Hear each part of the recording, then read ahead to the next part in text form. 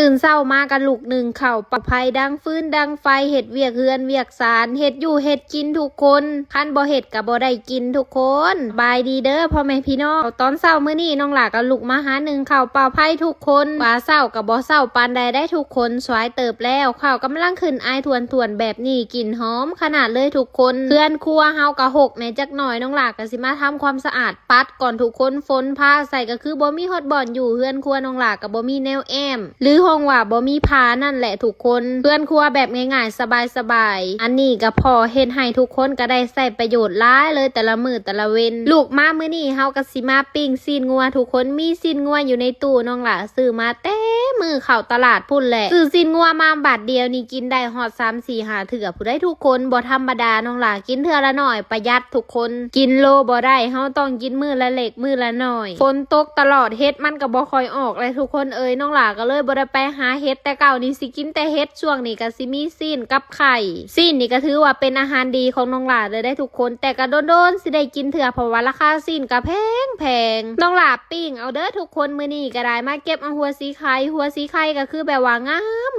มคือคนเก็บนี่แหละทุกคนย่องตัวเองอีกแล้วฝนก็ตกได้ตกดีทุกคนน้องหล่าจนบ่ได้ไปหาอยู่หากินเฮ็ดมันก็จนว่าบ่ออกกระโพดกระโพว่าฝนเฮ็ดใส่น้องหล่าแท้ส่วนน้องหล่าก็โหกทุกคนตอนนั้นที่น้องหล่าทางหญ้ามันก็เกิดขึ้นมาใหม่ได้หัวสีไข่หัวงามๆแบบนี้สิเอาไปเฮ็ดกินทุกคนซีนน้องหล่าก็สิเอา2 ตอนน้อยๆทุกคนตอนบ่ใหญ่ก็มาซอยหัวสีไข่บัดนี้เวลาเฮาใส่หัวสีไข่มันก็สีหอมได้ทุกคนมันจังบ่คาวซีนในตลาดมันก็บ่อยากสดปานใดเฮาต้องดับกินข้าวมันให้ดีเด้อทุกคนอยากออกหน้าก็จนว่าบ่ได้ออกเนื่องจากว่าฝนตกและน้ำมันมากน้ำมันหลายทุกคนทางไปก็ยาก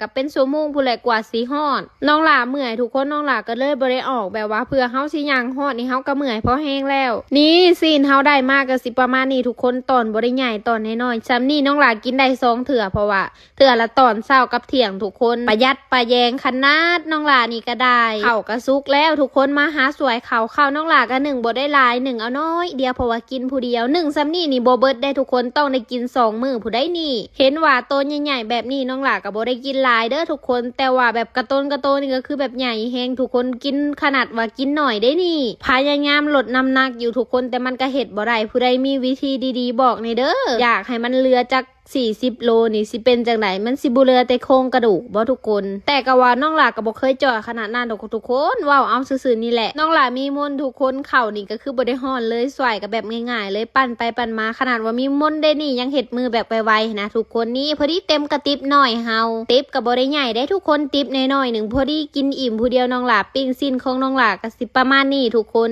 แล้วก็จี้มักพริกเตรียมสิเอาไปตำแจ่วน้ำมาทุกคนมากินข้าวเช้าน้ำน้องหล่าเด้อทุกคนแซ่บเฮ็ดเวียกเป็นเบิดซุอย่างบ่ว่าสิเป็นเวียกหนักเวียกเบาปานนี้คันแม่นผู้ใดบ่มักหรือว่าผู้ใดบ่สนใจนี่ก็ถือว่าพลาดสิ่งดีๆแล้วทุกคนเอ่ยดูปานนี้ผู้ใดบ่มักนี่ตาบ่ถึงเลยแหละทุกคนมื้อนี้ก็มาย่อข้าวอีกแล้วบ่ฮู้ว่าเป็นรอบที่เท่าไรแหละทุกคนเนื่องจากว่าน้องหล่าบ่มีข้าวกินมื้อแต่เก่ามีแต่ว่าตักข้าวแต่มื้อนี้นี่สิเอาข้าวไปซีได้ทุกคนข้าวกินในนาบ่มีข้าวในเฮือนก็บ่มีคือกันทุกคนน้องหล่าก็สิขึ้นเหล้าหาตักข้าวมื้อนี้โอ้ยบ่แม่นทุกคนขึ้นเหล้า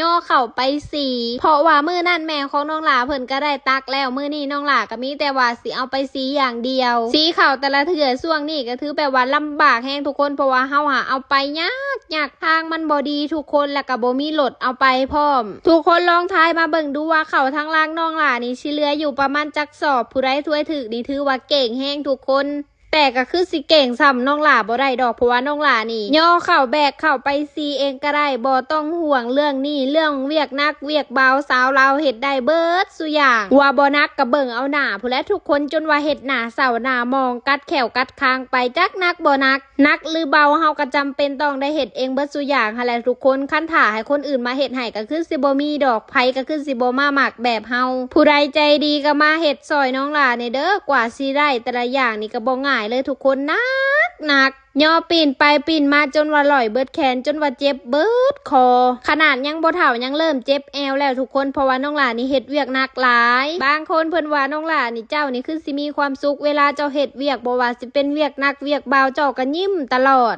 ก็คือแบบว่าน้องหลาก็อยากให้คนที่เบิ่งคลิปน้องหลานี่มีความสุขไปนำน้องหลาทุกคนบ่อยากให้ไผเศร้าผู้ใดที่เบิ่งคลิปน้องหลานี่ต้องได้ยิ้มได้หัวเลยทุกคนเบิ่งเอาเด้อหน้าคนบ่นักก็คือแบบจนว่าหน้าแดงหน้าดำเบิดทุกคนกว่าสิดึกได้แต่ละสอบเอาไปมื้อนี้เฮาก็สิเอาไป2 สอบทุกคนสิเอาไปนาอยู่บ้านน้องหลาเพิ่นสีข้าวกระสอบละ20,000กีบทุกคนบ้านทุกคนสอบละเท่าใดบ้านน้องหลานี่ถือว่าราคาก็ขึ้นอยู่แต่กี้นี้สอบละ6,000คือว่าแหละทุกคนคุมื้อนี้ค่ะของชีพมันแพงอีหยังก็แพงไปเบิดทุกอย่างข้าวตลาดแต่ละเทื่อนี่กว่าสิได้อันนั้นอันนี้นี่แบบว่าเฮาคิดจนเมื่อยเพราะว่าเฮาบ่มีเงินหั่นนะซุมเจ้าหาเงินได้ซ้ำหนึ่งใส่ไปซ้ำหนึ่งโอ้ยชีวิตน้องหลานี่ทุกคนน้องหลาก็ได้มา2 สอบหลอกเล่ากันขโมยจนหน่อยมีคนมาหลักยามเอาไปส่งได้ทุกคนบัดนี้เอาไปส่งอยู่โคกสีผู้ใดเอาไปก็เผื่อสีห่อนี่คือสิบ่ง่ายเลยแหละสอบเขานี่ก็สิประมาณ40 โลผู้ใดทุกคนก็ถือว่านักเติบน้องหลานี่จนว่าบืนตายไปผู้ใดทุกคนว่าเบากับบ่ได้เบาได้ทุกคนเอ่ยบ่าน้องหลานี่จนว่าอยากหลีผู้ใดทุกคนผู้ใดสนใจมาแบกเข่าแทนน้องหลาก็มาได้เด้อเพราะว่าน้องหลาแบกเองจนว่าเจ็บเบิดและบ่านี่ก็ได้ขอโตเอาไปส่งอยู่อันนั้นก่อนทุกคนบัดนี้ทอบที่2ก็มาตามกันติดบ่าก็คือแบบบ่ไหวและทุกคนขอย่อเอาเด้อรอบนี้เพราะว่าน้องหลานี่เป็นคนมักเจ็บบ่าย่อเอามันก็สิดีต่อน้องหลาทุกคนมันไข้แน่เฮาก็สิเกียมเอาไปส่งเพิ่นก็เด้อทุกคนบัดนี้ขอบใจทุกคนที่เบิ่งจนจบ